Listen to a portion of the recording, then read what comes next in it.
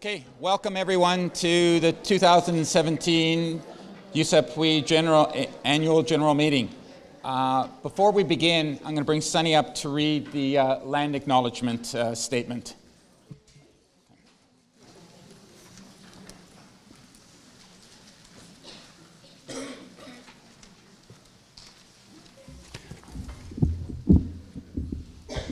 So we just want to start things by acknowledging the land that we are on.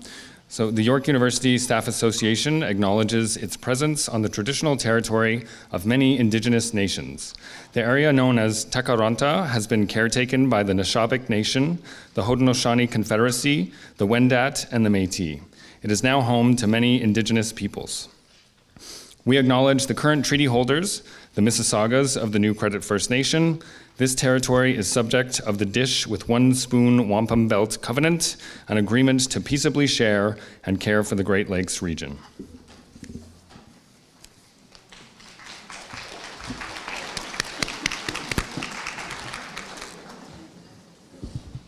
Okay, before beginning, I'd like to introduce the 2017 YUSAPUY Executive Board. When I call your name, if you can just stand up or wave or... Second Vice President this year was Sunny Day.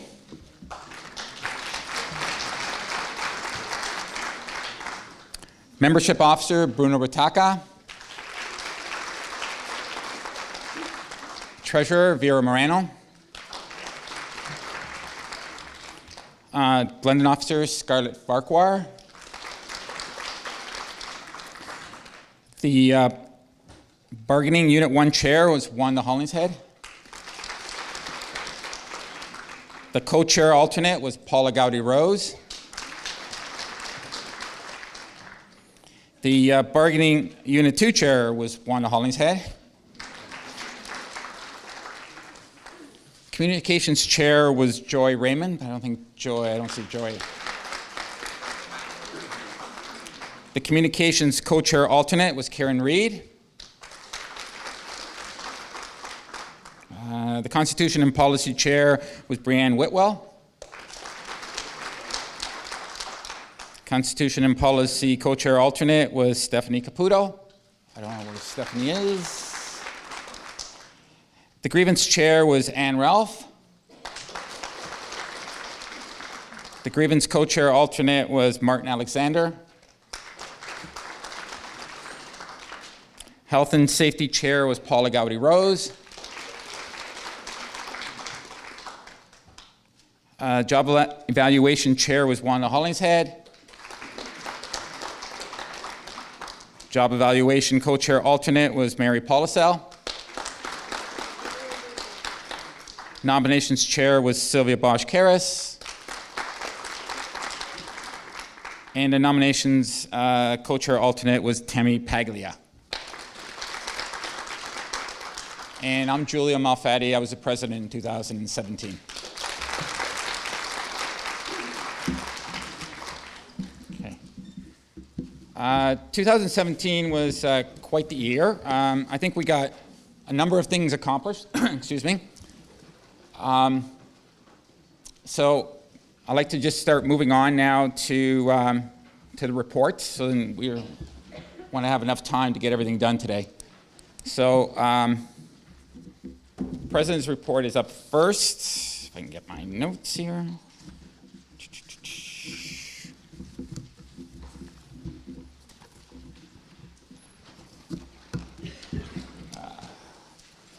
Good. Hopefully everyone's had a chance to read my report.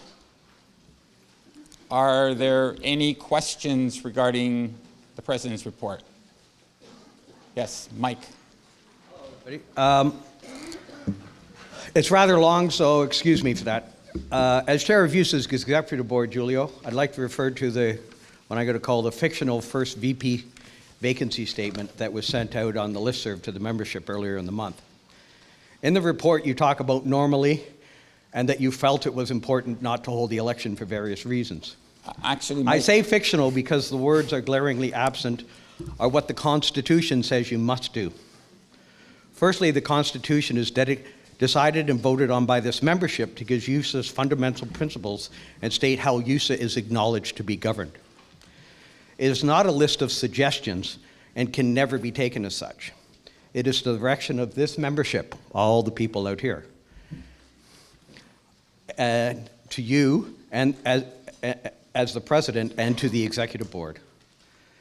In the Constitution for president, it says, and I quote, "There shall be responsible for the due and proper administration of the Constitution," Article 4, Section 2A. This is read at every AGM meeting. I expect it will be read later on. Furthermore, the Constitution states under Article 4, a vacancy, that in the event of the officer's position becomes vacant between the 1st of January and the 31st of August, the executive board shall instruct nominations. If the position is contested, there will be a by-election.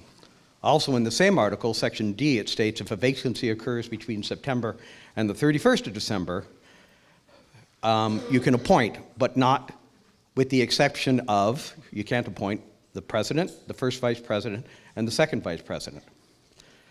So even after September every year, you're obliged to hold an election for an officer's position. Also note that nowhere in Article 11, Section 8, under protest, does it state that you or the executive board can suspend or delay any part of the Constitution as a result of a protest. You and this executive board, I believe, have violated this membership's constitution. Again, it is the membership's direction on how, a direction to you on how this union is to be run. You are not the boss here, the membership is. And the membership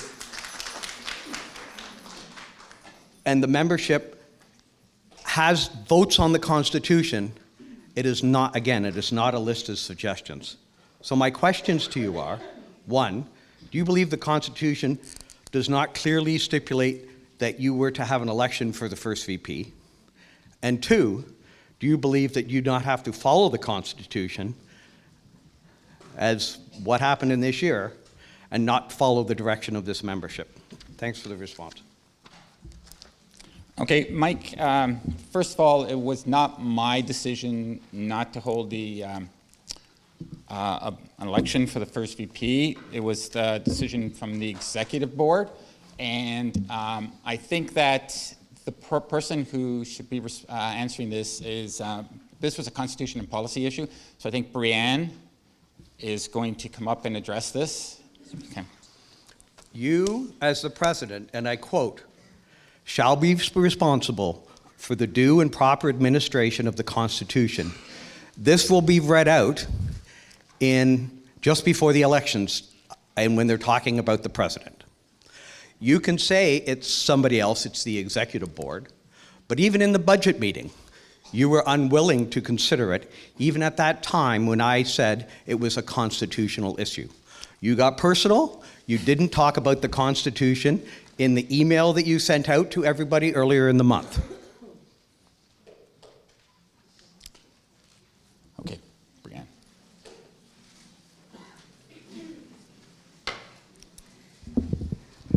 Hello, everybody. I'll just let this do what it would like to do.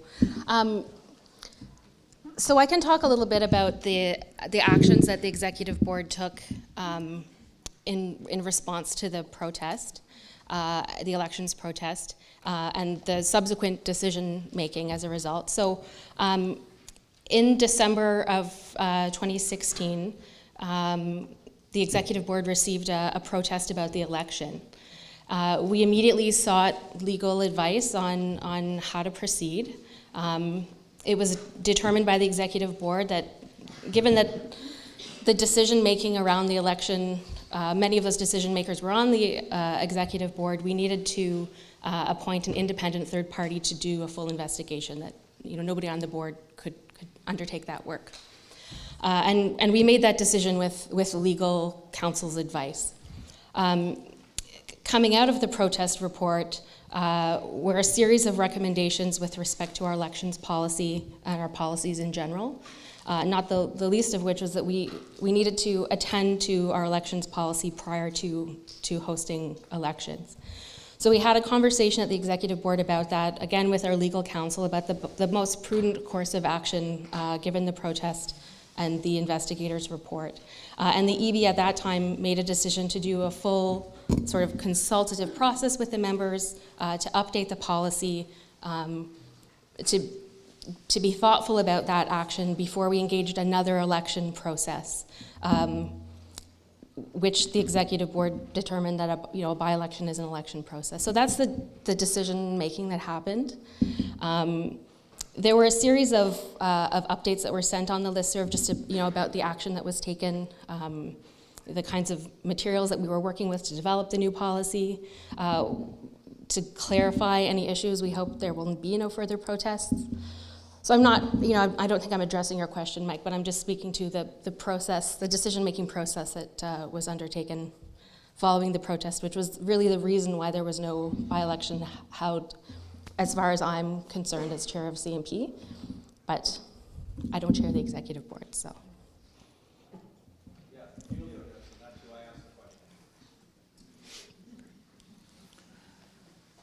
By the time the entire process was completed to have everything, all the recommendations in place, the executive board believed it was, it would have been late September, that by the time all that was finished, to early October. So have an election then and then have another election now would have been a little bit overwhelming. So that's why the executive board felt that it was just better to just come and hold one election, and that would have been in 2018 for the 2018 executive board.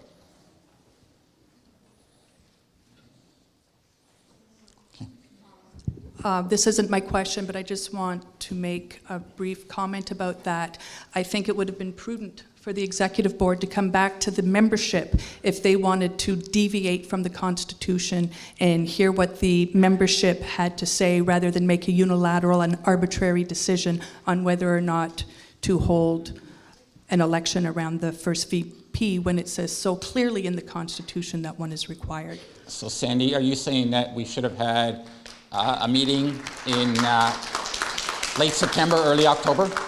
I think that when it became apparent that it was going to be not prudent to have a meeting, that a communication should have gone out to the membership. Here's where we at. We don't think it's going to be prudent. What do you think? Do you want to have an election? Maybe we did want to have election, whether it was only for 2 months or not.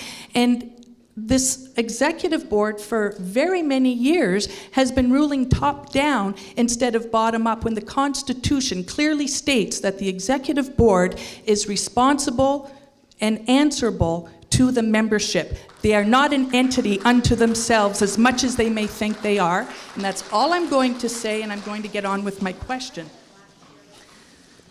This is around the diabetes initiative. Yes. So, from your report, you said this is a collaborative pilot project effort between YUSAPUY, Tate McKenzie, and Health. And again, this is long, Julio, so I would appreciate it if you would give me an opportunity to finish before you respond. Safety and Employee Wellbeing Office. If successful, the parties have agreed to examine the possible introduction of further collaborative initiatives. And I'll quote from Sunny's report. I have developed and delivered training to stewards on attendance management, accommodation, handling requests for medical information. And this is important, please remember, handling requests for medical information and other articles of the collective agreement. The training is focused on being experiential and participatory and has been well received by the stewards. I don't disagree with that. Wanda, you also sit on the Joint Training Committee. You're a senior steward. And for the information of the membership, one of the first things we tell our stewards and we tell our members is that when you are required to give medical information, the employer is not entitled to a diagnosis. And yet to qualify or to participate in this initiative, you must have been diagnosed with diabetes or pre-diabetes. Our Joint Training Committee has basically sold your medical information to the employer by virtue of enrolling in this program. Are you finished? No, I'm not finished. Okay. So, Would you please explain to the membership the reasons why the three of you would collaborate with the employer on an initiative that targets and identifies our members that have been diagnosed with diabetes or pre-diabetes, and then agree to subsidize this management initiative with our training funds? Question number one. Question number two. Did you ever consider that the Employee and Family Assistance Program offers similar counseling for diabetes and is 100% confidential? And if it happens not to be free, that would be a better use of our training funds than selling our medical information to the employer?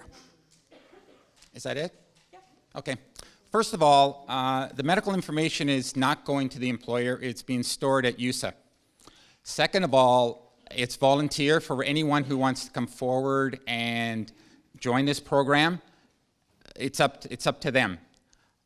All medical information is being stored at YUSA. So we did not sell out to the employer, and the initiative was not the employer's. Actually, it was my initiative to go to the employer and said, I think it's about time the Employee Wellbeing Office actually did something for the well-being of our members. So we've set this up, and no medical information is going back to the EWB, okay? I So- hear you, Julio, but just by virtue of participating, you are indicating that you have been diagnosed with diabetes or pre-diabetes, and that's what your poster says, that it targets this audience. Nowhere does it say that it is open to everybody. It's only open to YUSA members, and it's voluntary. If you want to come forward, there it is. If you do not, you do not have to participate. I think it's a great way that we can start actually helping our members.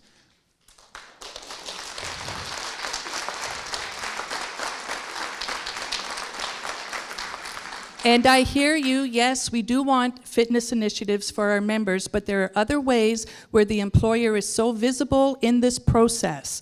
As I said, the EFAP has all the same opportunities and programs where it is 100% confidential, that the employer will not know by virtue of participation your medical information. And I will reiterate that the members, they have the choice. They can either participate in this or they do not have to. And again, the medical information is not being shared with the employer. We made absolutely sure of that. That's why it's being stored at the YUSA office. Are there any other questions in regards to my report? I think there's one over here. Good afternoon. Going back to the budget in the spring of this year, 2017, it was mentioned by myself, line 57, $35,000 spent on furniture without the knowledge of the executive board. An investigation was called and revealed nothing. No bids tendered, no invoices, no signatures, nothing. Prior to the discovery of this ridiculous amount of money being spent on furniture, there was the election process. Was already in place.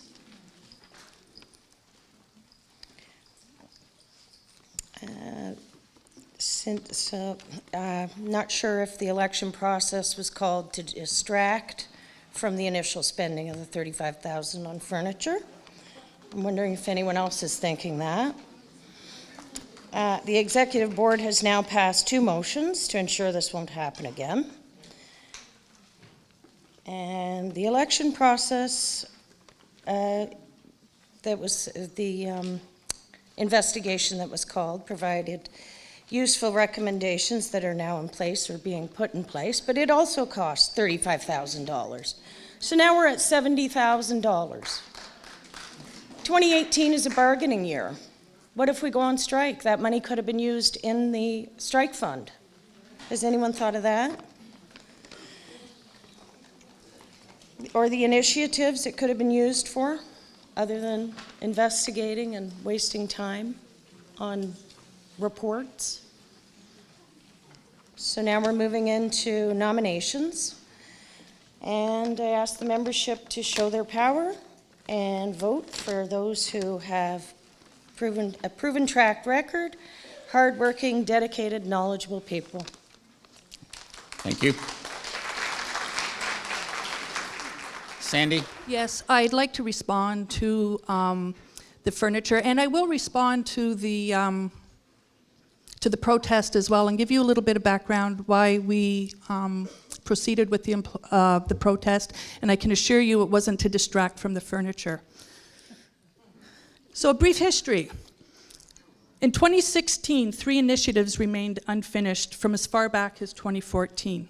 These 3 initiatives were to renovate the front office to accommodate a 3rd workstation for the bookkeeper and committee chairs. That was in 2014. In 2015, to purchase new boardroom table and chairs. And again in 2015, to dedicate the small boardroom to Jane Grant in recognition of her service to USA. And I will notice that is 2014, 2015, and I was not president at that time. At the planning session in February of 2016, I asked that 3 budget lines be combined. $23,000 for office furniture, $5,000 for computer equipment, and $2,000 for office renovations.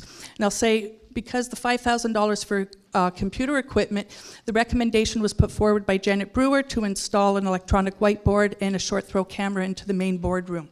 That didn't happen. In my response to my request for someone to make a motion, Wanda Hollingshead stated that since these expenditures were already approved in 2015, there was no need for another motion. I looked around the table, asked if everyone was in agreement, and obtained a general consensus.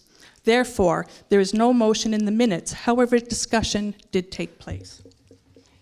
Julio charges that there were no signed contracts for any of the 2016 office furniture purchase totaling $35,594.29. Please keep in mind that the motion was for $35,000 or for $30,000. My response to that allegation was that quotations were received ahead of time for all purchase prior to ordering. They should have been attached to the invoices when paid.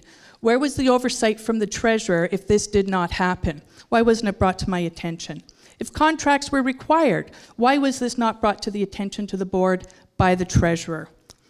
Julio charges that there were no notations in any of the 2016 Executive Board approved minutes to suggest that any discussions took place in regards to the purchasing of the office furniture. Just to ensure that I did not overlook anything at the April 25th, 2017 YUSAPUY Executive Board meeting, I asked the Executive Board members who were on the 2016 Executive Board if they could recall any discussions taking place in the 2016 regarding the purchase of any new office furniture. None of the Executive Board members recalled any such discussions taking place. And I take from the February 7th, 2016, day 2 of the planning session minutes, that the treasurer was directed by the EB to incorporate plans for training, union wear, and new equipment into the budget. Changes were requested, so to other lines. From the minutes of August 31st, 2016, the second vice president's report, dedication small boardroom for Jane Grant.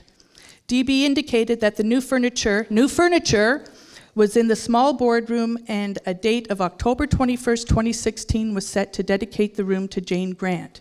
Don Burns will send further info at a later date. From the minutes of November 9th, 2016, the Treasurer's Report, updated budget. VM discussed the changes that she had made to the budget. The EB discussed that changes had been made as well as the courtesy account and additional changes that needed to the budget. From that same Executive Board meeting, from the first VP's report, old boardroom furniture. MB put forth, that's Michael Belanger, put forth the idea of selling the old boardroom furniture and donating the proceeds to the Food Bank or Children's Charity. The EB was in agreement with this process. This again begs the question. The treasurer sat at the new workstation to do her work. The EB board collected their food from the new tables and credenzas and all the new furniture that arrived. The furniture didn't arrive all at once. If there was truly no discussion, then why was the issue not raised when the furniture started to arrive? The executive board meets every 2 weeks. Julio states, at the February 7th, 2016 YUSAPUY Executive Board meeting, a motion was approved to purchase shelving for up to $2,000. There were also discussions at the February 17th and March 2nd Executive Board meetings regarding the type of shelving to purchase, and on and on. Sandy, it's now 1:45. That's fine. Is there a question in any of this? But I need to point out that your allegations are not founded, Julio. Well, and you Sandy, said based Sandy, can on I- all the can I- available can I just evidence. make- No, can I just say Julio, something? you have set up questions. You have maligned us as you can, and not given us an opportunity to respond. All I'm asking for. No, Sandy, that is truly false. I sent you an email Yep. outlining everything. I gave you 6 weeks. Then I sent you another email saying, can you please respond? You still didn't respond in approximately 2 months. So all the information you're providing now, you could have provided when I was doing the Julio, I investigation. asked for the executive board to call a general membership meeting so I could address the board or the membership directly. The executive board denied that request. No, we did not. Yes, we you did. We said, please come to the board. We would like to have a further discussion on this. We would like to know why you would like a second budget meeting 2 months after the previous It wasn't a budget meeting. second budget meeting. It was to answer the allegations made against us. It's all, Julio, like, You know, if you don't want... it's a quarter to one, You ran Sandy. on, okay, I'm just We going to have say, get to the you other ran on reports, plus we have other work. transparency, and you're not giving me an opportunity Okay. to answer your allegations. Okay.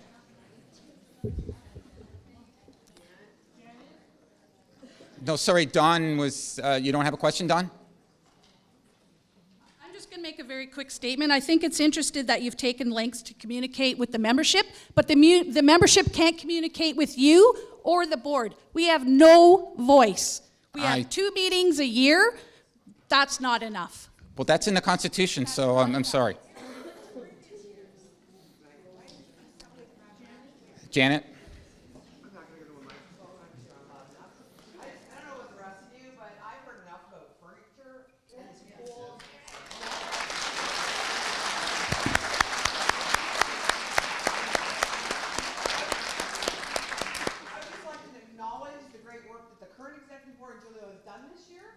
And let's move on with the meeting. Okay.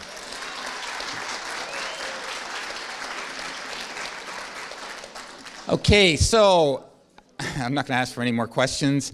Is there a motion to approve Janet, any opposed to my report? There's 1. 2, are you opposed to my report? Okay. So my report approved. The next report would be the second VP, Sunny Day.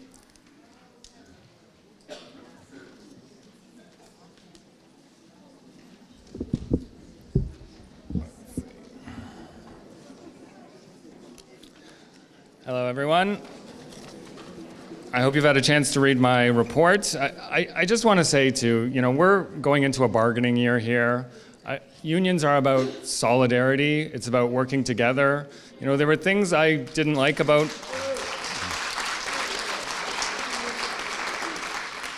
There were things that I didn't like about how things happened last year, but I don't think we need to relitigate the past forever.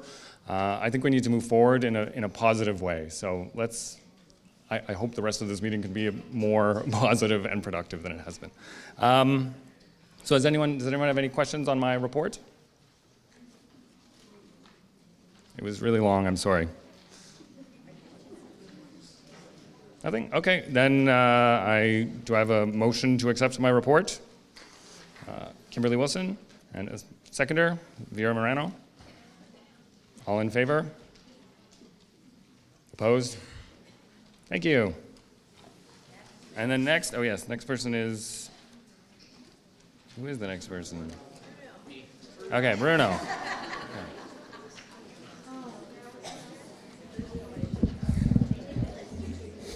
Hey guys, so my name is Bruno, I'm the membership officer. Hope you had a chance to read my report. Ask if there's any questions. It's short, simple, no. So I move for a motion to approve my report. Wanda, seconded by Karen. All in favor, I guess. Great. Any opposed? No? Okay. So I guess we'll call up the treasurer, Vera.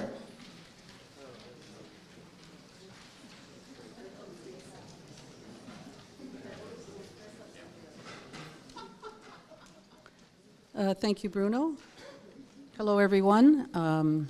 I would like to respond to some of the comments made, but I'd like to move forward in a positive way. So I hope everyone has read my report and the financial figures. Any questions? Oops.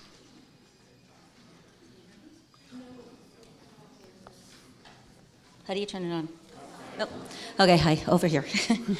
Okay, Vera, I have the budget from the March budget meeting that you sent to everybody. I went to that. I did ask a lot of questions regarding the 2016 issue. Now I have issues with the 2017. I have the budget statement that you gave us then, and I have the one now. One of my issues, well, there's quite a few. You have union duty leave. In the October budget, you have it blank saying you've never received any information. But in the March budget report, you do have numbers in there. So how come there's no numbers? The numbers were removed because the employer had charged us union duty leave, but we were being double billed. And so we needed to rectify exactly what union duty leave, salary and benefits we owed to the employer. And so it was reversed off of our books. And we are still waiting for them to bring their final report. And then we would need to go over it and reconcile it with our records. Okay. Okay, then I have a question regarding the second VP payment. What is that, or sorry, first VP? Is that the current budget? The current budget, yes. Okay. Who is that for? What is that for if we don't have a first VP? I'm sorry, your question was the second VP? The first. The first? The first VP. That's the secondment for the first VP. So that's for Wanda when Yes. she came in? Yes. And is that also for Brianne, or is that something else? So, No. okay, and how long was Wanda there for? 3 months? She was there till, was it May? I think it was 3 months. It was 3 months, yeah. End of May. Oh, May till July. May yeah. till July, not March? No. Yeah, till the end of May. To Okay. July. Okay. Sorry? No, she was not. She was seconded into. We paid it out of that budgeted amount. She was not. So her wages was not the band, whatever it No, states there? no, Okay, no problem. Okay, I have another issue, the bursaries. Did we not give bursaries out, use of bursaries for this year, two members, or is that in November? Did I? We haven't paid them out yet. Yeah, it's yeah. We didn't do something already this year? We will.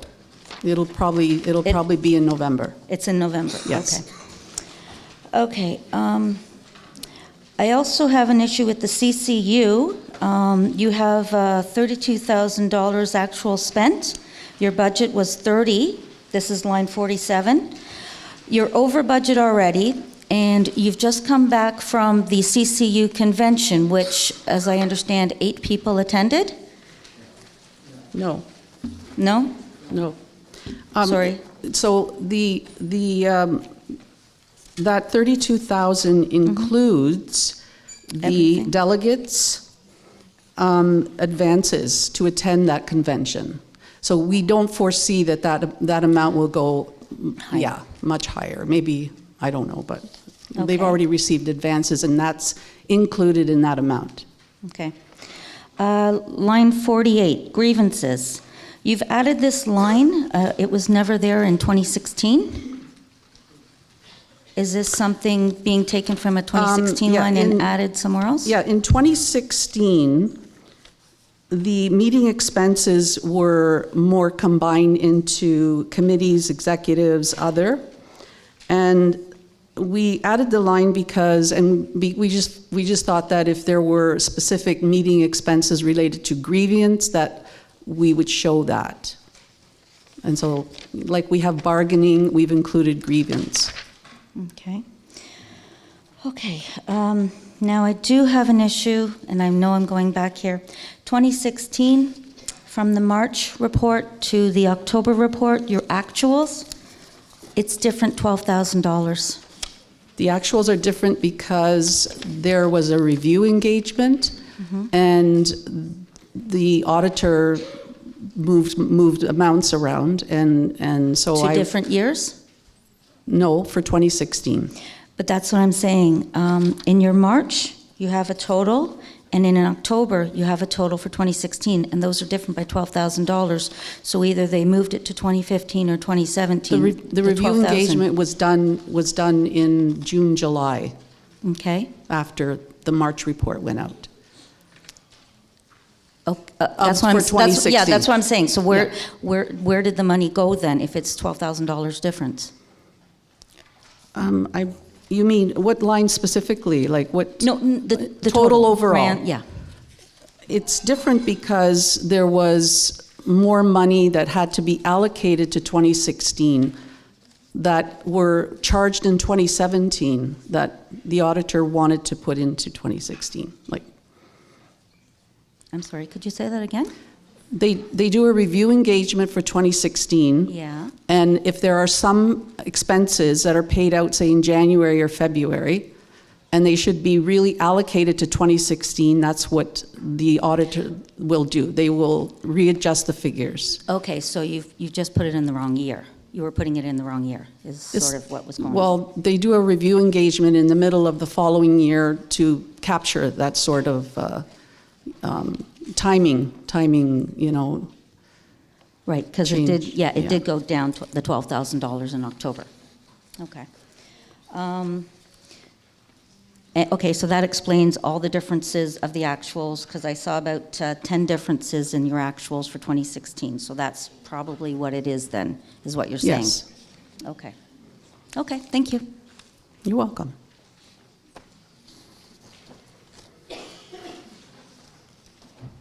Any other questions? No? Okay, so I'd like to put forward, is there a motion to accept my report? Sylvia? Second? Carol? Thank you. Yeah, okay.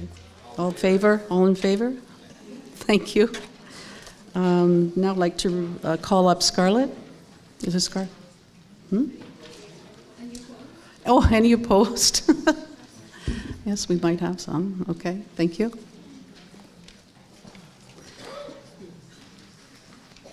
Make this short and sweet.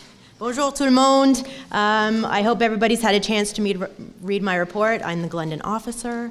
Does anybody have any questions? Hello, Rosa.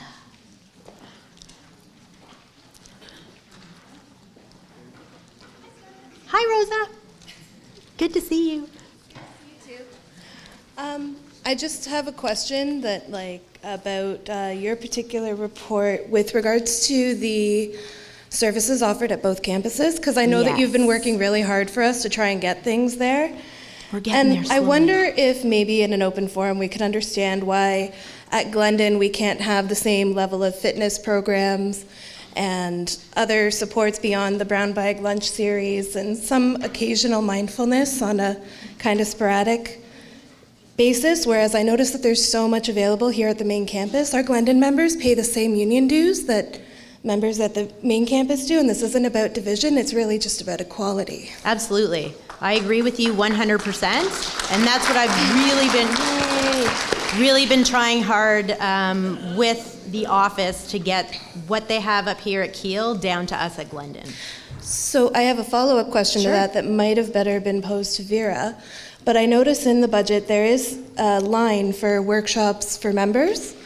It's line 43. Is there any way that we could get some more transparency at the Glendon campus to see what the differences are on fitness programs being spent here versus brown bag lunches over there?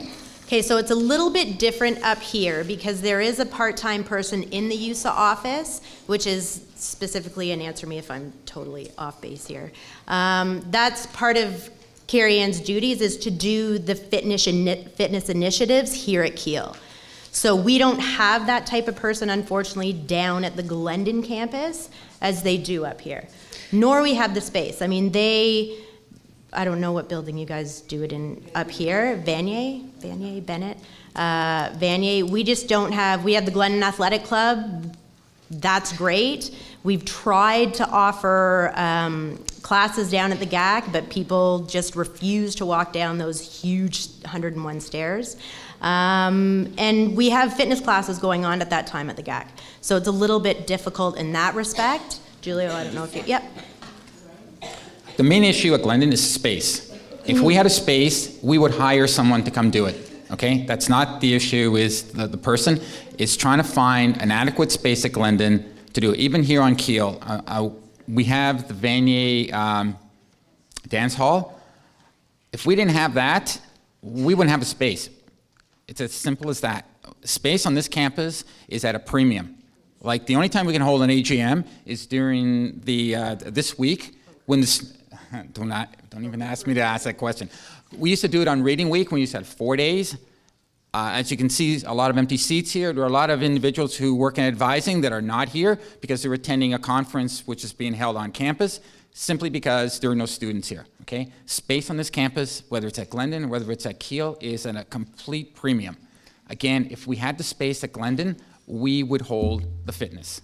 You know, that's not, and I'm working with, I'm working with Scarlett to make sure that whatever, like pension and benefits, whatever seminars or whatever they're putting on here is also being put down at Glendon. And I appreciate the efforts that you guys are making. My concern is that we're getting a lot of the information side of things, but the wellness and the health, those are the concerns that a lot of people at Glendon have, and I don't think it's fair for us to be limited to the services that we can be offered by paying the same dues. No, totally agree. Totally agree. So I would just ask if you can spend some time this year focusing on maybe discussing it with the administration at Glendon and maybe reserving some space there. We are gonna, we'll go back and revisit it. I think we try to do it every single year, say, is there a space? And again, we get, no, there's not. So that's the problem. Okay, Sorry. thank you. Thanks, Rosa. Thanks, Scarlett. Any other questions? Oh, there is going to be meditation 1 time per week down at the Glendon campus. Woo! It's kind of a start. Any questions? I move acceptance of my report. Louisa Robinson, can I have a seconder, please? Kimberly Wilson, all those in favor? Any opposed? Merci beaucoup. Thank you very much. I now call upon Brianne Whitwell, Chair of Constitution and Policy.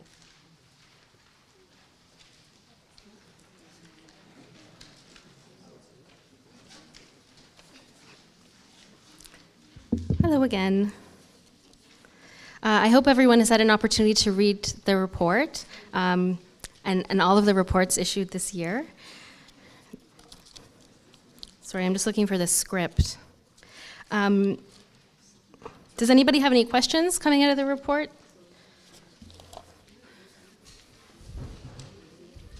Okay, I don't see any. I move acceptance of my report. Does anybody want to make the motion? Yeah, I found it. Okay. Thank you. Janet Brewer, a seconder. Louisa Robinson. All in favor? Any opposed? Nasty report. Any abstentions? Okay, thank you very much. I now call upon Ann Ralph and possibly Martin Alexander on behalf of the Grievance Committee.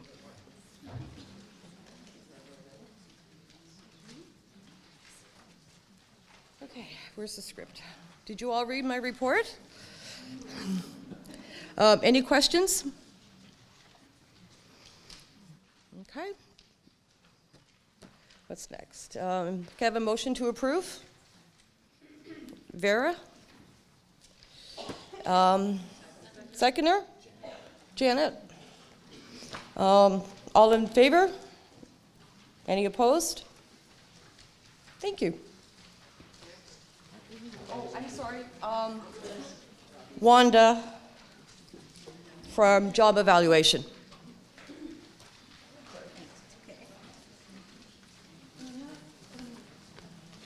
Hello, everybody, and thank you for coming. Hopefully you had an opportunity to read my report. Are there any questions? Seeing none, I move acceptance of my report. Do I have Janet Brewer and a seconder? Scarlett Farquhar. All in favor? Any opposed? Carried, thank you. Next, I call upon Sylvia Bosch-Karras for the Nominations Committee.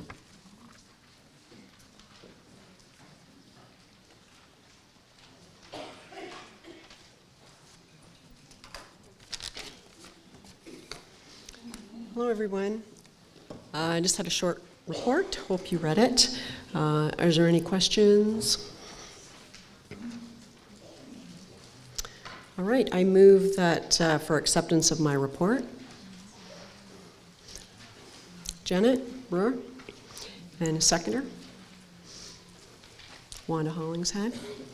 All in favor? Opposed? All right. Okay, so we are now ready for the nominations portion. No? Sorry? Oh, health and safety. I'm sorry. We have Paula up next with health and safety.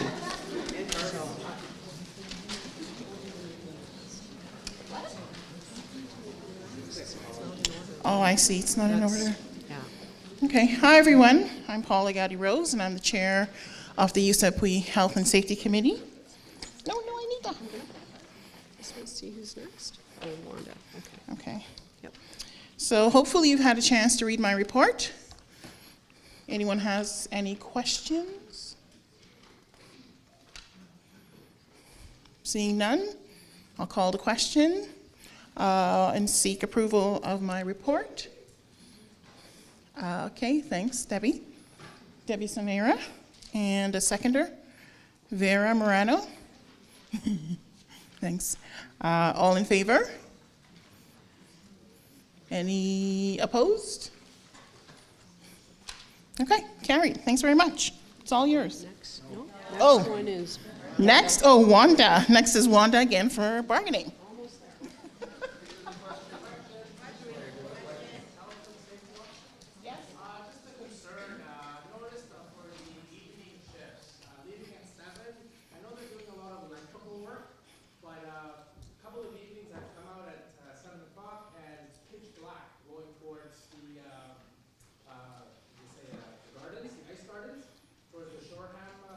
On the west side of the campus? But I mean, pitch black. Like there's no lights on the walkway from Cape Mackenzie all the way to the parking lot. Even the Oh, really? everything's off. Oh, okay, that's good to know. It's the first I've heard of that. I'm trying to think, there's no construction on that side of the campus, is there? They have been doing something with the light posts, installing new light posts, but they should not leave these off. Okay. Okay. It's pitch black. Thanks for raising that. I'll follow up on that. Okay.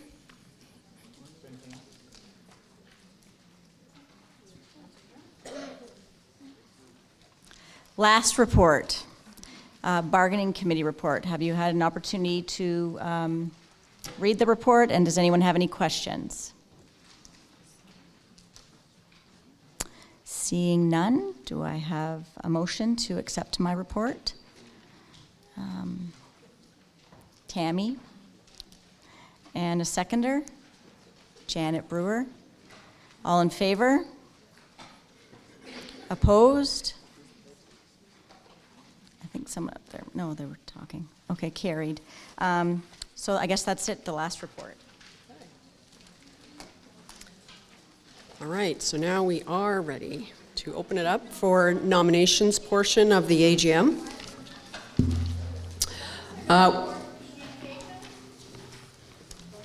There wasn't a report submitted. So we're now going to open it up for nominations for the various positions.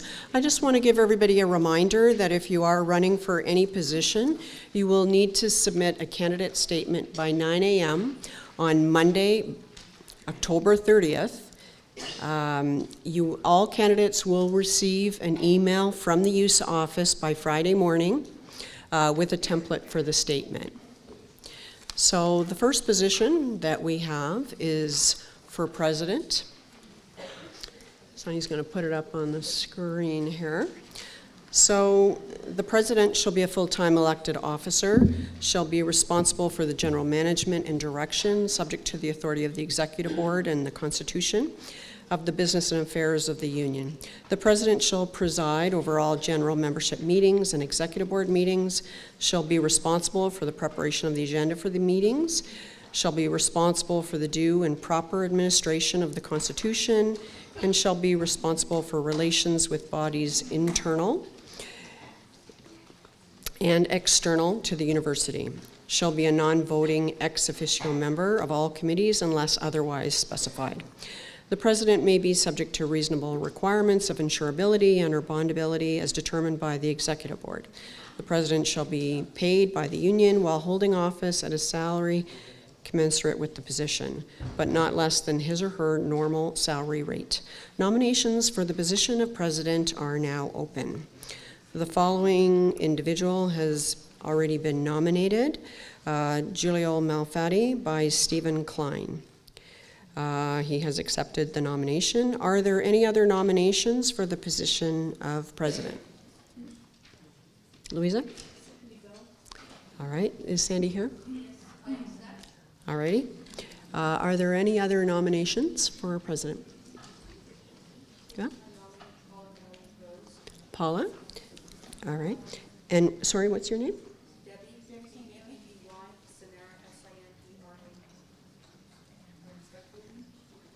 Do you accept the? Paula declines. Okay. Are there any other nominations for president?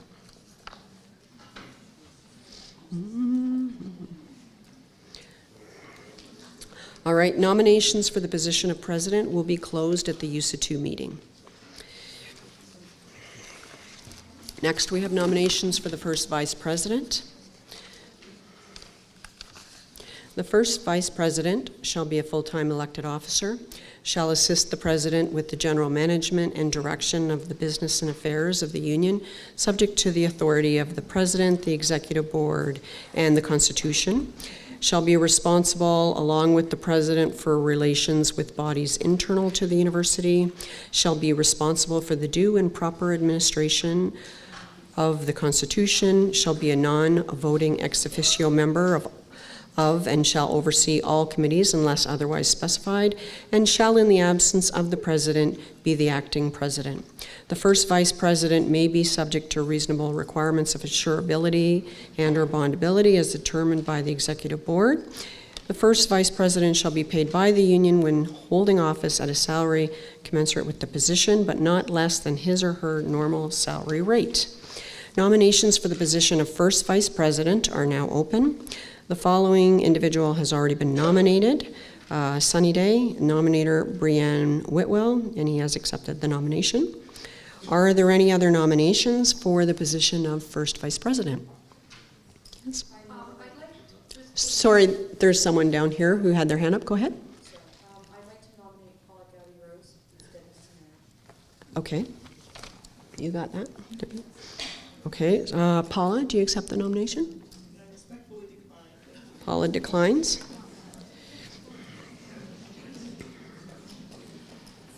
Are there any other nominations for first vice president?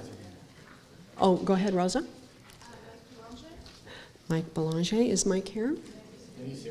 Oh, sorry, you're behind the computer.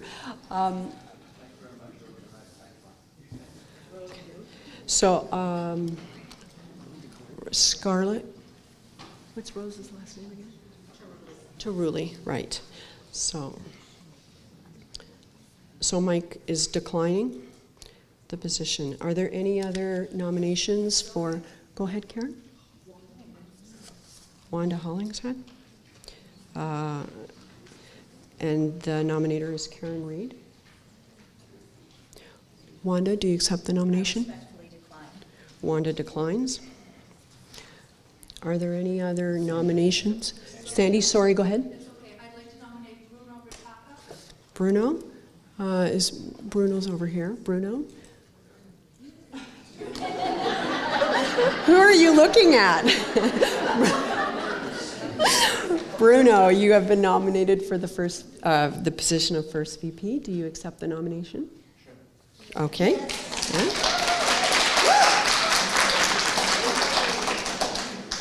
All right. Are there any other nominations? Go ahead, Bruno. I'd like to nominate Don Burns. Okay.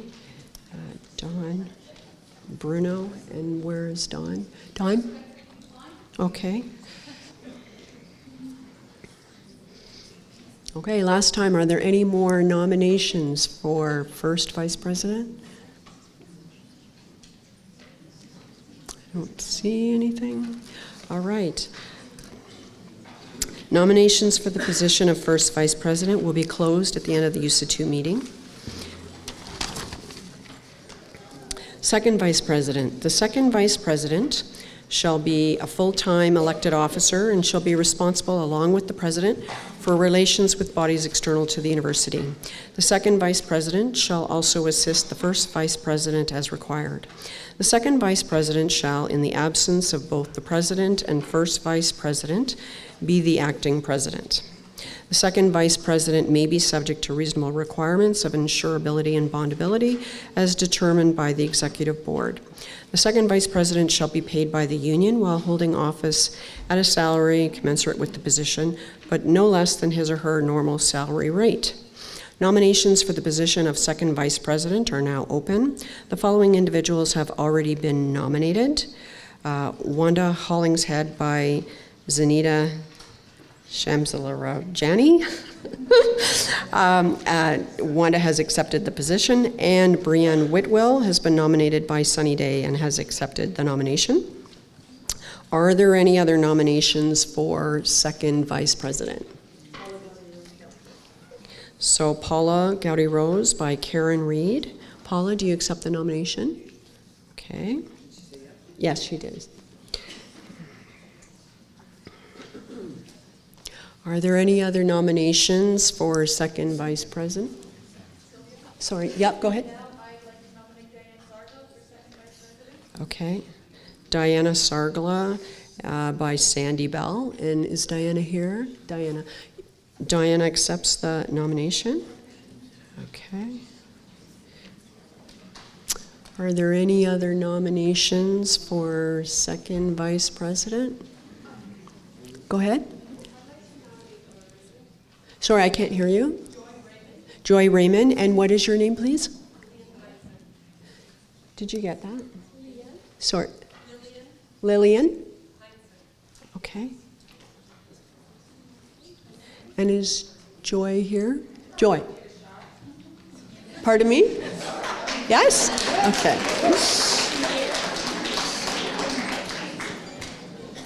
All right. Are there any other nominations for second vice president?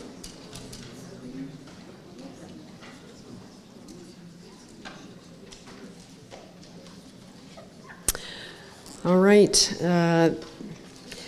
Nominations for the position of second vice president will be closed at the YUSAPUY meeting. So next up we have membership officer. Membership officer shall be responsible for YUSAPUY's initial contacts with new employees eligible for membership. The membership officer shall maintain the membership records, supervise admittance at general membership meetings, and verify the right to vote at elections. Nominations for the position of membership officer are open. Currently, there are no names submitted already. Are there any nominations for the position of membership officer? Wanda? I'd like to nominate Mary Paulsell. Okay, Wanda Hollingshead is nominating Mary Paulsell. Mary, do you accept the nomination? Okay.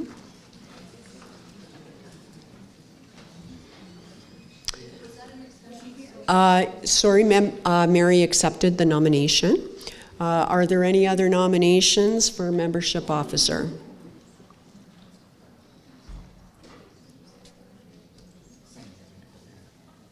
Sandy, sorry. Yes, I'd like to nominate Don Burns for membership officer. Okay. Dawn, do you accept the nomination? Okay. So Sandy Bell nominated Don Burns, and Dawn has declined. Is there any other nominations for membership officer? And the last time, any more nominations for membership officer? Okay, nominations for the position of membership officer will be closed at the end of the USAPUY meeting today.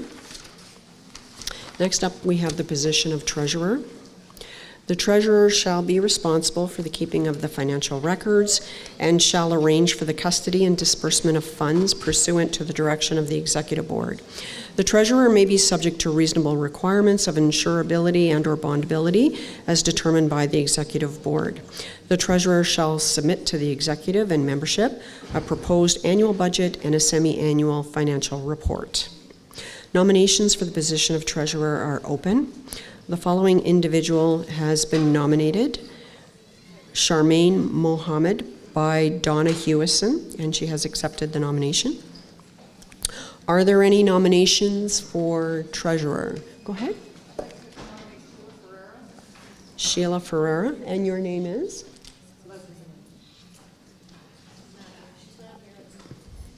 Sheila is not here. Okay. She has to be here, Julio, is correct? Right, okay. So unfortunately, Sheila is not here, and she does need to be here to accept the nomination. Paula? So Paula Gowdy-Rose is nominating Vera Morano. Vera, do you accept the nomination? Okay. So Vera is declining.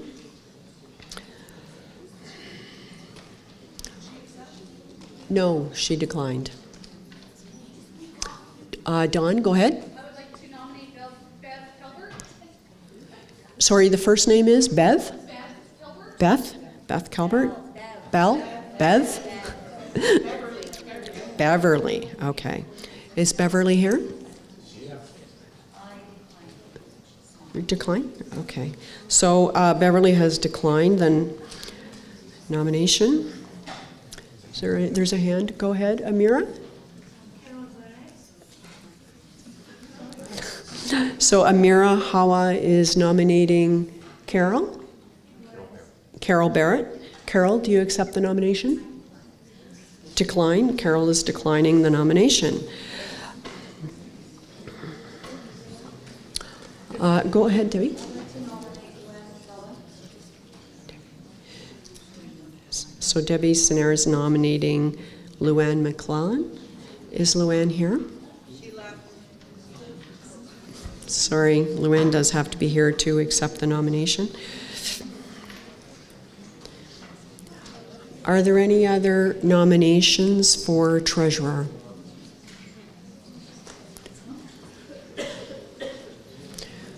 Okay, so nominations for the position of treasurer will be closed at the USAPUY meeting. Next, we have Glendon Officer. The Glendon Officer shall be a member of YUSAPUY working at the Glendon campus and shall be elected by members working at the Glendon campus. The Glendon Officer shall represent the interests of those members in union matters. Nominations for the position of Glendon Officer are open, and the following individual has been nominated: Scarlett Farquhar by Amber Rosen, and she has accepted the nomination. Are there any other nominations for the Glendon Officer?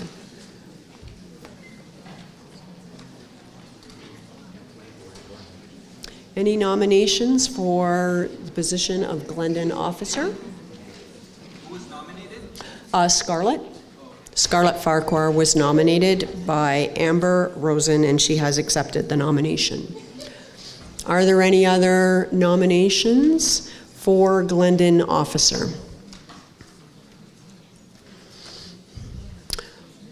Okay, nominations for the position of Glendon. Actually, Scarlett is it. So Scarlett is acclaimed. No, we still have a USA Unit 2 meeting, correct? So nominations for the position of Glendon Officer will be closed at the end of the USA 2 meeting today. Next up, we have bargaining. The bargaining committee shall consist of the president, the first vice president, a member of the grievance committee, and 4 members elected from the general membership, one of who shall be a long service employee, which is 15 or more years of service, and 1 member of YUSAPUY working at the Glendon campus, elected by the Glendon membership. In the event that no long service employee and/or no member working at Glendon stands for election, The position may be filled by a member at large. The function of this committee shall be to negotiate any changes to the current collective agreement. One member of the committee shall be elected by the committee to be chair. Since this committee involves one representative from long service and one representative from Glendon and 2 representatives from the membership at large, please state for which position you are being nominated. Nominations for the position on the bargaining committee are now open. The following individuals have already been nominated: Denise Challenger for Unit 2 by Sunny Day, and she has accepted the nomination. We have Dan Tilling as a member at large, nominated by Keel Gilroy, and he has accepted. We have Min Ayoun from Glendon for the Glendon representative, nominated by Therese Howe. They have accepted. And Michael O'Reilly as a member at large, nominated by Robert Best. He has accepted. Are there any other nominations for the bargaining committee? And please again state which you're running for. Go ahead.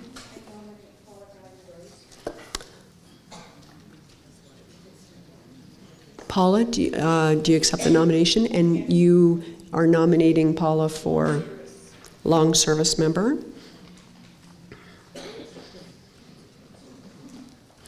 Are there any other nominations for the, oh, sorry, go ahead. Okay, Vera, you're nominating Vera Morano. And sorry, what is your name?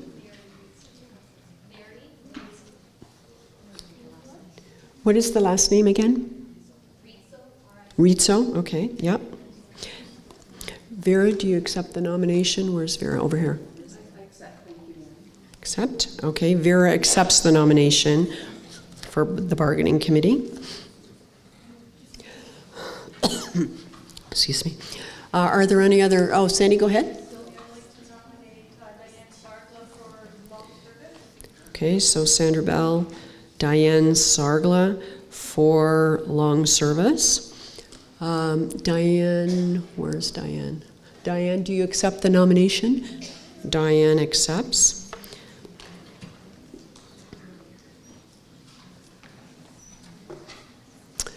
Wanda? To nominate Janet Brewer. So Wanda Hollingshead is nominating Janet Brewer for long service. And Janet, you accept the nomination? Janet accepts the nomination. All right. Are there any other nominations for the bargaining committee? Oh, go ahead, Rosa. Okay, so Rosa Cerulli nominates Sunny Day for member at large. Sunny, do you accept the nomination? I respectfully decline. Sunny is declining.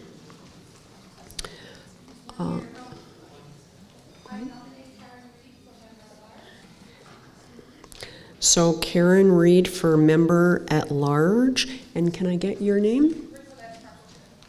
Ricolette Parkinson.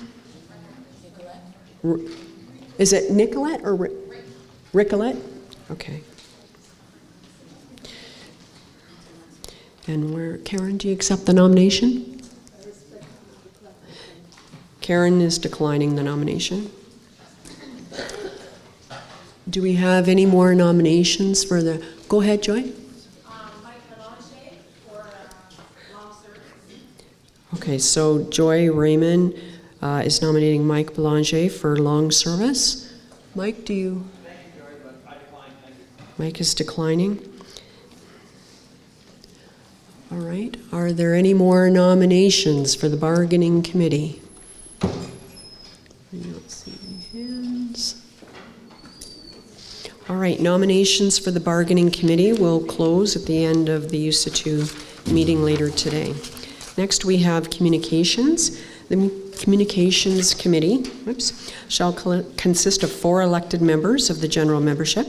It shall be the function of this committee to keep members informed of YUSAPUY activities and labor-related developments both on and off campus, with a newsletter and by or other means. Nominations for the position on the Communications Committee are now open.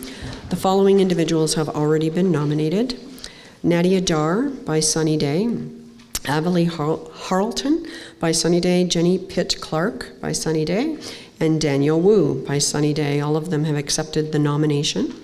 Are there any other nominations for the Communications Committee?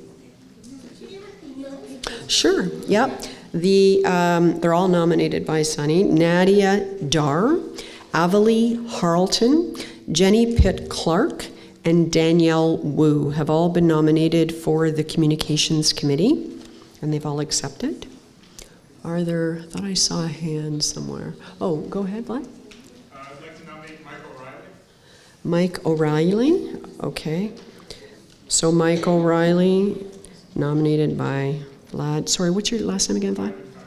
Right, Ivan Hine, right. Okay, and is Mike here? You accept the nomination? You accept? Okay. Vlad, he's the steward. Yeah, yeah. No, he accepted the position. Yeah. Or the nomination for the position of Communications Committee. Are there any? Sandy, go ahead. Judith Hawley is nominated by Sandra Bell. Judith, do you accept the nomination? Okay.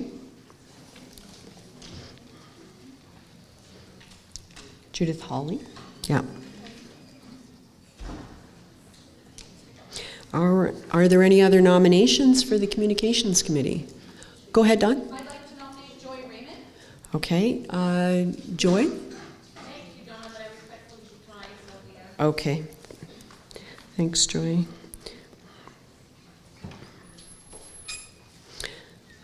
So Joy has declined the nomination. Are there any other nominations for the Communications Committee?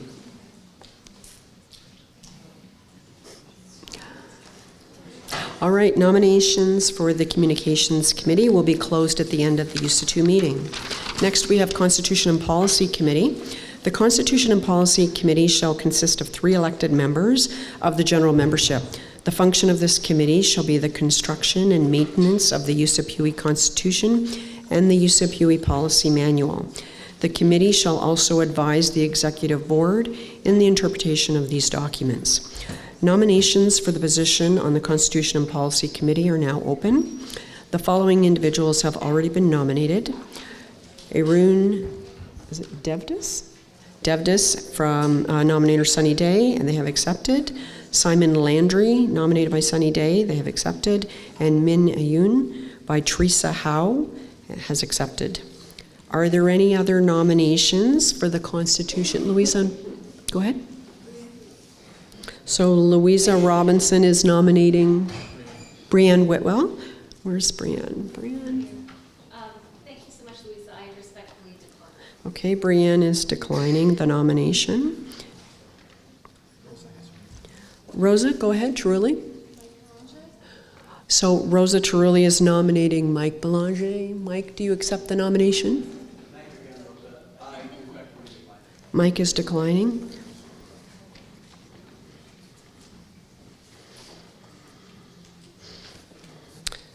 All right. Are there any other? Go ahead, Paula. So you're nominating, Paula Gowdy Rose is nominating Vera Morano. Vera, do you accept? Vera is accepting the nomination.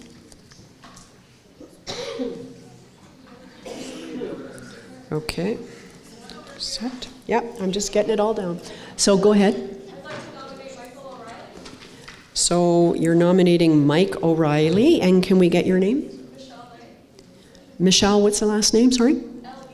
L.E. Okay, and Mike, you're accepting?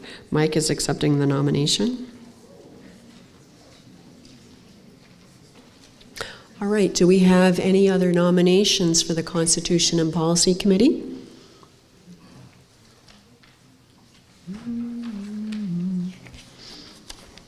All right, nominations for the position on the Constitution and Policy Committee will be closed at the end of the USAPUY meeting today.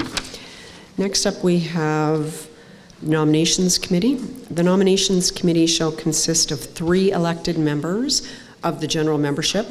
The function of this committee shall be to aid in search for candidates for offices and committees, stewards, YUSAPUY representatives on various bodies. The committee shall oversee procedures for YUSAPUY's annual general elections and shall conduct any necessary by-elections as outlined in Article 11 elections. Nominations for the position on the Nominations Committee are open. The following individuals have already been nominated. Tammy Paglia by Vera DePinto has accepted, and Beverly Calbert by Stacy Ann Felici, and she has accepted. Are there any other nominations? Janet, go ahead. Yourself. Myself, okay. All right, thank you, Janet. I accept the nomination by Janet Brewer. Are there any other nominations for the Nominations Committee?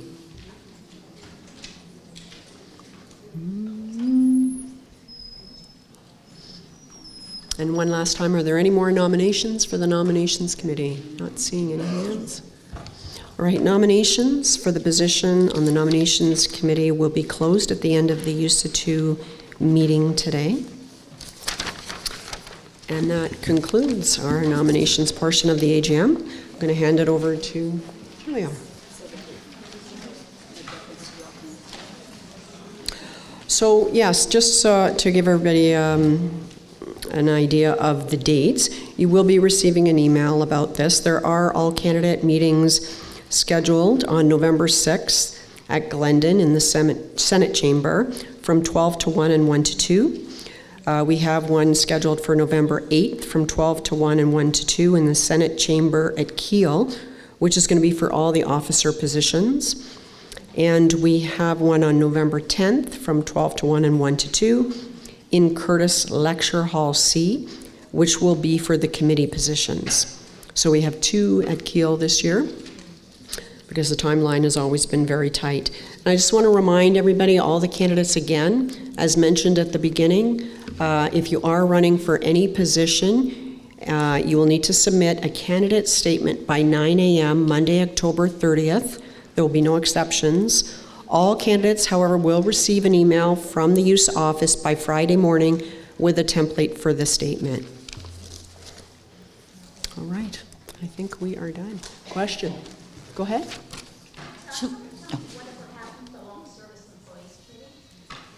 Long service employee what? I don't think there was a formal long service committee. We'd have a member of bargaining as a long service, which is nominated, but I don't think we have, it's not a formal committee that we have regularly in our elections at this time at the AGM. I don't know. All right. Hi, can I have a question too, please? Oh, sorry, go ahead. Yep. Okay, when you did the election policy revised, Yep. I did notice there was a lot of meet and greets meetings, which gives the executive officers now a lot of free time, whereas anybody else running will only have their lunchtime to do that. How do we make sure that this is fair and equitable if the full-time member or full-time officers have their whole calendar available? Like it's in here that they can go and do it at any time, so how is that fair? So I'm going to ask Brianne Whitwell, who's chair currently of Constitution and Policy and worked on the elections policy as well, to policy document, to answer your question. Thanks. Sorry. Hello. Oh, hi, Bev. Sorry, I was trying to find you. I'm hiding. So thanks for your question. I just want to make one quick point of clarification, that the meet and greet sessions that we included in the policy manual were intended to, they were intended to be, structured meet and greet sessions that the elections committee would host for informal dialogue between candidates and members. the language of the policy document was not meant to suggest in any way that the officers should be like having their own meet and greet at all. The language in the policy wanted to acknowledge that officers in the incumbent officers obviously move freely about campus to conduct the nature of their work. And so the language was more around wanting to ensure that all candidates had more opportunity to engage with members. So it wasn't meant to suggest that officers should take the time in the office to campaign. That wasn't the language at all. But in recognition of what members included in the election survey was that they really want more opportunity to talk to candidates, right? Like they want to know who the candidates are, they want to know what their interests are, what their priorities are, and so we wanted to build in more informal time for that, recognizing that right now our Constitution only provides for an all candidates meeting, which usually there's a real time crunch. So in addition to introducing more than one, we also wanted to build in an opportunity for informal sessions, provided that the elections committee can coordinate those. The timeline is really tricky on our elections process, dictated as it is in the Constitution. It's really clear on the time between an AGM, for instance, all candidates meetings, and then the election. It's about a 2-week, like the whole thing kind of happens in 2 weeks. So it may not be possible for the elections committee to host meet and greet sessions, but we wanted to create language that would encourage them to do that if the elections committee can get that work done. Okay, so I just want to make sure. So if I wanted to meet one of the candidates, I would call the office up, the election committee people would then say, that person there, I wanted to talk to them. You would contact them and set up a meeting, an individual meeting, or would you invite all of the people running for the same position? I mean, as a member of this union, you are free to contact any candidate under any circumstances and have a conversation with them. We're not suggesting that the elections committee needs to oversee your personal conversations with anybody.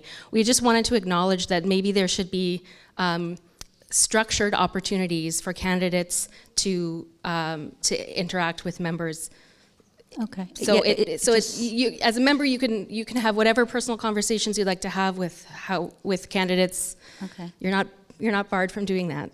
Okay. No, it just seemed a little funny. One caveat, that during the voting period itself, of course, campaign activities need to cease. So you want to be careful about the kinds of conversations that you have in the actual voting period, because candidates should not be advocating for your vote while the actual voting is happening.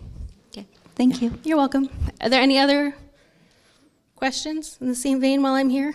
Yeah.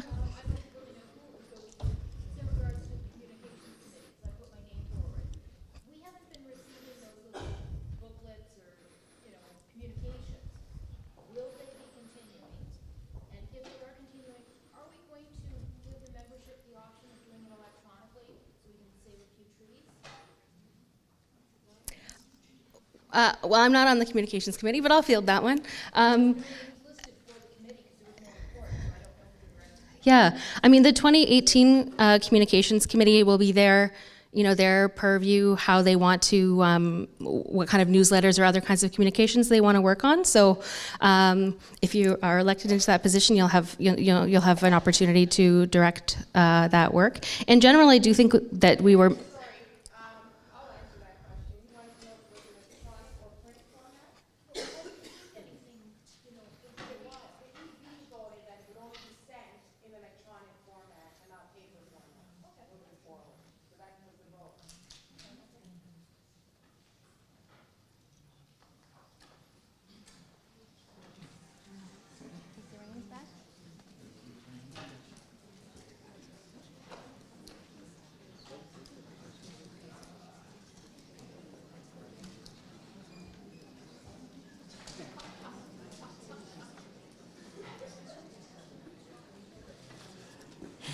Okay, at the March budget meeting, there were 2 motions that were brought forward from the membership, and this is the next scheduled meeting, so this is the meeting that we were going to hold to discuss those 2 motions. The first motion was made to change the Constitution for a member to run for only one elected position. I'm going to get the names messed up. I think the motion was made by Christoph Adamski and Linda Slater. So the floor is now open to discuss the motion.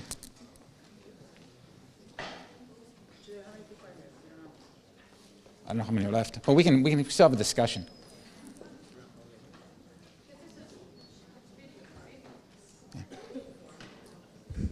I'd like to speak in favor of the motion for the main and simple reason, if you look at USA's who's who, our committees are very incestuous. And when I say incestuous, I mean our executive board members are also our committee members.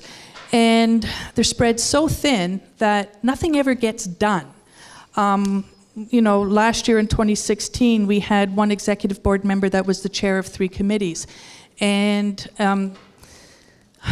at the beginning of each committee, we had to sort of juggle around to see who was going to vote for who, because the chairs of, or the executive board was also chairs of the committees. And this doesn't allow for people who may be interested in getting involved in the union an opportunity to sit and learn about what happens. And I know there's many people that would like to get involved, but they feel their name won't be recognized, the EB board members, there's more name recognition, and they don't even put their hand up, except for this was good, to run for committees. Last year, or this year, we had our first VP, or second VP that was also voted to the Constitution and Policy Committee, and he never resigned. And there was nobody appointed, even though there was no by-election, the Constitution allows for an appointment. So someone who may have wanted to be on the Constitution and Policy Committee could have been an opportunity to attend those meetings and learn a little bit about our constitutional process. So therefore, I speak in favor of the motion. Is there anybody else who would like to speak on the motion?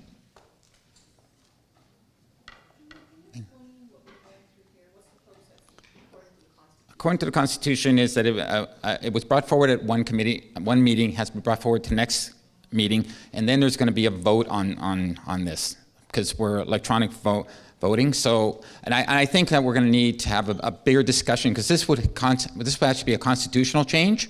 So this would actually have to. Sorry. Oh, you want to jump in? Okay. My question is whether we'll have information sessions. Yes. Before we vote. Yeah.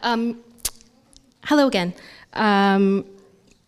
Just wanted to give a bit of context. So around CMP, because this is would be a constitutional change, and this was a recommendation that came up in the survey that we conducted with respect to the elections, and that a number of members suggested that they would like to see this kind of change. So the working group had already sort of taken this under advisement for work in terms of constitutional change related to elections. So it was already on our radar to have a fully open consultation process around constitutional change related to the elections. This year we focused on the policy changes. We needed to do work so that we could have elections, recognizing that the constitutional piece takes longer. So it was totally on the radar, and we would hope for more input from members and a vote as to whether or not we want to make this change or not make this change, like we would for any kind of constitutional amendment.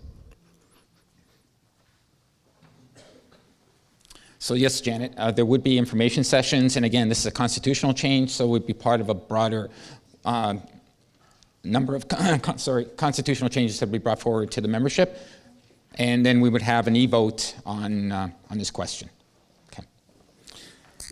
The second motion that was brought forward was to change the Constitution to reflect the members' dues from 1.5% to a flat rate.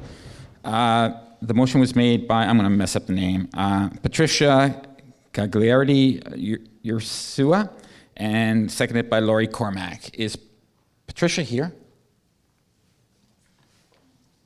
No. So I don't know, do we have a discussion without the person who brought the motion forward? Okay.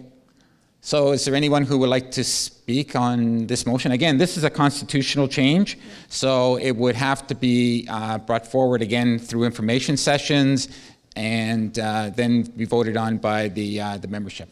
Yeah. Yes, Sandy Bell. I'd like to speak not in favor of this motion. I think converting our dues to a flat rate is unfair for those of our members who are at lower band salaries, and it puts a greater percentage of their wages going towards dues, and is a greater advantages to those who are higher banded. I think a percentage of your wages is the fairest and the most equitable way for the dues checkoff system. So I speak against the motion.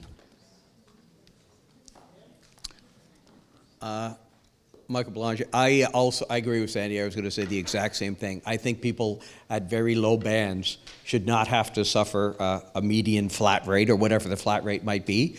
They would suffer the most.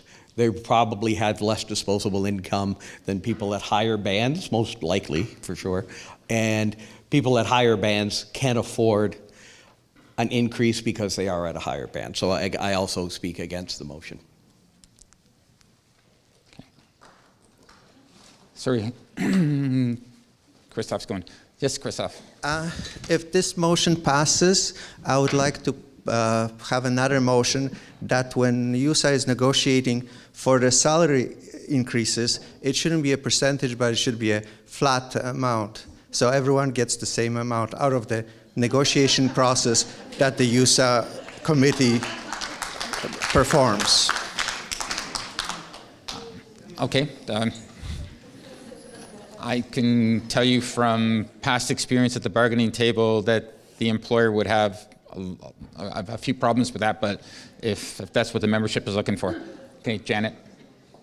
I'm not coming up to a microphone either. I also speak against the motion, but maybe just as a suggestion at the meeting where you have a general discussion, in order to collect the same amount of dues as a flat rate, what that would look like for each band level, so that every band will understand how their dues are changed, because that might be very useful.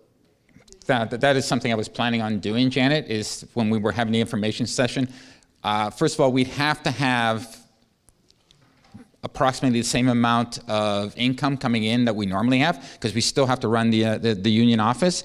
So to achieve that, what would be the cost to each and every member? And probably it would change from, depending on how many members we have and depending on where they are. Comparison charts from band to band, because people really need to understand how that's going to affect them. Absolutely. And I agree. I do speak against the motion as well, because it is not a fair and equitable thing for our lower banded people. Yeah. Okay, are there any more? Vera. Yeah, I think here that the average band is a band 8. And traditionally, union dues are structured as a percentage base. And that's because the flat rate dues are regressive, and where the lowest income earners are always paying the same as the highest, and dues that are based on a percentage are more progressive, and they keep up with the cost of inflation and the cost of providing services to our membership. So I again vote against the motion. Well, we'd be stuck too. We'd never get an increase. We'd never have an increase in dues to run our union office. We'd be at a steady state until we change them again. We may have to adjust the dues on an yearly basis. Correct. And But that would be a constitutional thing every year. I hear you. So, is there any more discussion on this motion? Hearing none, unless there's any other business, we are approximately 7 minutes to 2. Thank you all for coming out. Sorry, Judith? When we start to look at bargaining, are we going to be looking at things like how QB has fared in the last couple of years? Because there's been a substantial change to their funding model. When we start bargaining, we can look at anything, Judith. Okay, because they're now not paying tuition for full time, and they're basically getting it for free. That's a huge taxable benefit, and I don't see anything equivalent being given to USAP. Okay. We already have a tuition waiver, so how is that different from what we already have? We already have a tuition waiver. Sorry. People didn't hear. Judith asked, when we're bargaining, can we bargain for something equivalent to what CUPE has, which is basically they're getting free tuition, which is a taxable income. It's a taxable gain for them, or it's a non-taxable?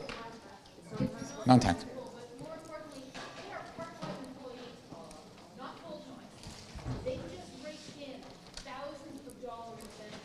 Okay. We couldn't be a part-time employee and get a full-time benefit like